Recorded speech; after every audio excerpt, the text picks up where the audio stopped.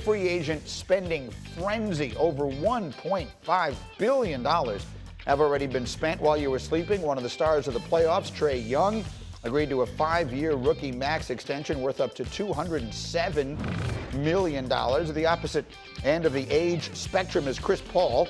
He's got a new 4-year deal in Phoenix, could be worth as much as $120 million. Of course, he led that team to the finals this year. Perhaps the biggest free agent moves came in Miami. Kyle Lowry joining the Heat in a sign and trade. They also add former Bucks forward P.J. Tucker, who played such an important role for Milwaukee there. And so let me bring in Woj, who had to be the busiest guy. I don't know how your thumbs are holding up today, Woj, after all the tweets from yesterday.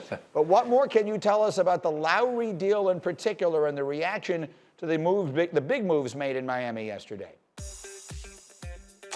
Well, the Kyle Lowry to Miami move, I think it's been some time in the making. Kyle Lowry has had his eye on the Heat. I think once he knew it was over for him in Toronto, his relationship with Jimmy Butler, and just how he fits with that Heat organization. I remember sitting in the bubble one day back in Orlando a year ago, and I was sitting with Masai Ujiri, the Heat's president, and Eric Spoelstra, Miami's coach, came over, and they were talking a little bit. They had just played some really physical, tough game the night before, and there was just so much alike about those two organizations, how they played on the court. It's just a natural fit for Kyle Lowry, and this is a formidable Miami team that is going to be just kind of like what you used to see with Spoelstra, Pat Riley, tough-minded, certainly talented, and they also re-signed Duncan Robinson, 5 years, $90 million, the most ever for an undrafted player in the NBA. Not bad for a guy who started his career in the NESCAC, as Duncan Robinson did at Williams, and now he's got Williams. The big money. That's exactly right. But one way or another, the Heat feel like they're sort of putting together a contender in the East alongside the Nets and the Bucks. And then let's go out west. You and I talked a lot last week about the Lakers and the money they had left and everything else. What are we hearing as far as reaction around the league to what the Lakers did yesterday and the other moves they have the potential to make?